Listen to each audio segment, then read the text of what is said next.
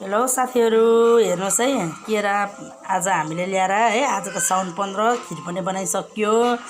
अनि केरा ल्याएर हामी चाहिँ प्रायः जसो केराहरू चाहिँ पकाएर पाकेर मात्र खाने गर्दछौँ अनि प्रायः सब्जी खाने गर्दछौँ। आज चाहिँ मैले पकाएर पनि होइन, सब्जी पनि होइन, यसलाई मजाले तासेर धोइपोखली गरेर अनि पिस पारेर यसमा हाल्ने मरमसलाहरू सबै हालेर अनि यसरी केराका पकौडा पनि दामी हुँदो रहेछ। यहाँनिर साथीहरू हेर्नु है, पकौडा यस्तो दामी हुँदो रहेछ नि।